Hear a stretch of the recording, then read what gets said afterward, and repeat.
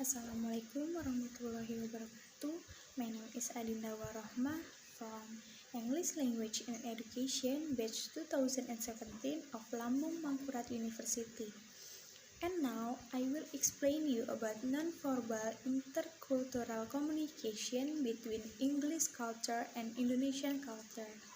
And the first one, I will explain you about facial expression.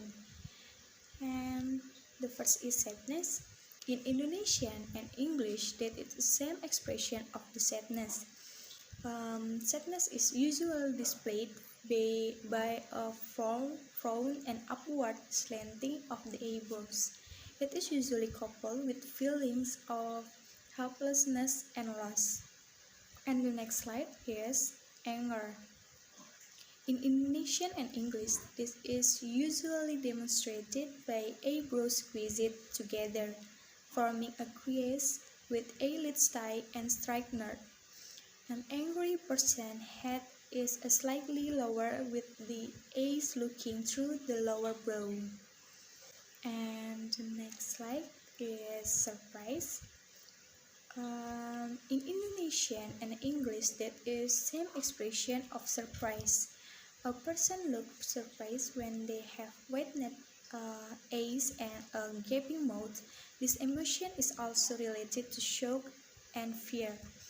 We are usually not conscious when we make this face sense. It is an instantaneous reaction. And the next is smiling. In Indonesian, smiling at others is considered normal because basically Indonesian people is very friendly, but it is different from English culture. Smiling at other people is considered to be friendly, even underestimated by others. So smiling it is Indonesian culture or Asia culture. And the next is nose contact. Blowing your nose into a hard cursive is a typical action in English culture, but it is considered dirty and rude in Indonesian. And the next is body language. The first is sitting with ankles crossed. This is commonly known as the ankle lock. It is a defensive signal associated with insecurity. In Indonesian and English have same cultures about this. And the next is come here. In English, an expression like this is a normal, but in Indonesian, it is considered impolite. And the next slide is stroking the chin. In English, this indicates the person is trying to make a decision, but in Indonesian, it's meant confused about something. And the next is hugging. In Indonesian culture, hugs in public are taboo, but in English culture, hugs are normally. Hugging in public is normal in English culture. And the second is handshaking. As we know, in Indonesian, one of the most common hand gesture is the handshake. Although Indonesian culture is strongly influenced by Islam, it is much more acceptable for men and women to shake hands that is in some more conservative Islamic cultures. But in English, even people in big city tend to stand quite far apart when shaking hand. And English handshake is and in English handshake is very rare. And the next slide is head shaking. In the English-speaking world, head shaking typically indicates disagreement or disappointment. Often you might ask someone a question and instead of answering with word, he or she will simply shake his or her head back and forth. That means no.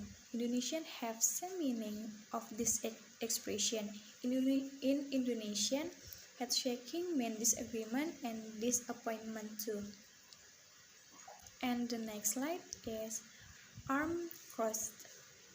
In English and Indonesian, there is same expression about arms crossed.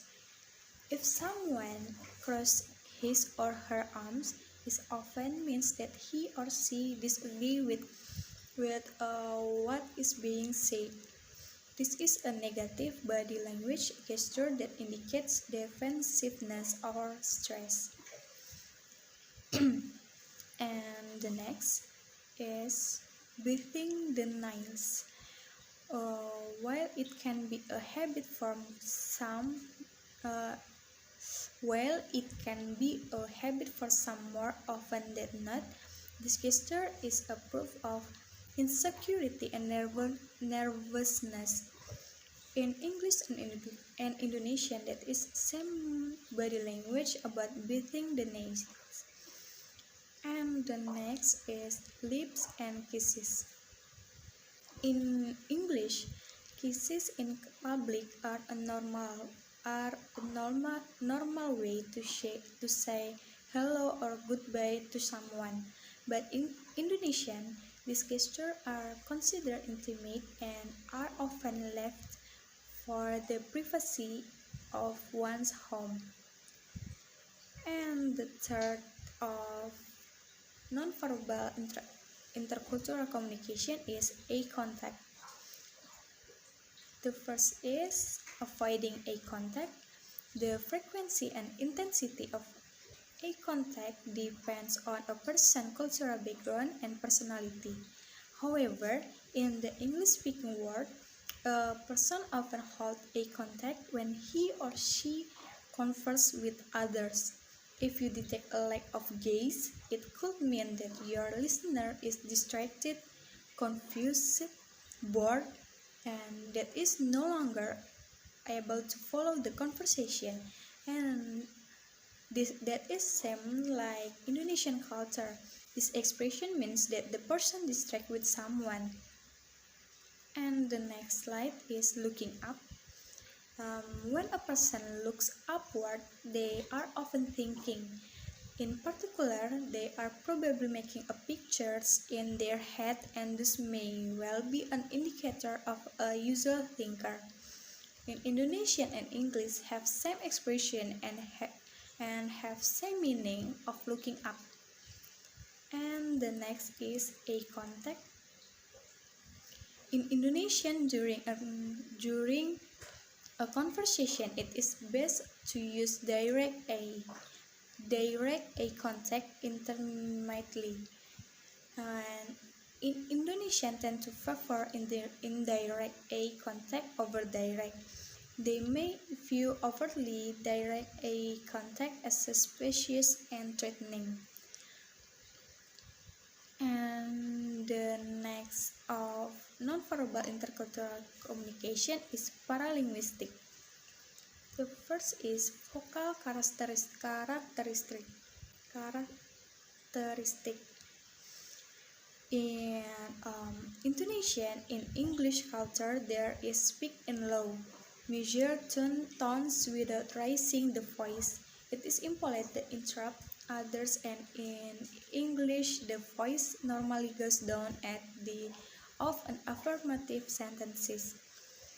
But in Indonesian, they have different vocal or intonation every countries. For example, in West Java, they speak very low and slowly, but in North Sumatra, they speak in loud, very loud. And the next slide is appearance. As we know, Indonesian buildings have very brightly lights to illuminate a house or building. But in English, many homes have less bright lighting. And we can see in the movie when a person when the home have a less break in English movie. And the next slide or the last slide is silence. Silence is an important and purposeful tool used in Indonesian communication. Pausing before giving response indicates that someone has applied appropriate thought and consideration to the question. This significant politeness and respect. But in English, there is no silence in conversation. Okay, I think that's all from me, and I'm sorry if I have a mistake. And thank you for your attention. Wassalamualaikum warahmatullahi wabarakatuh.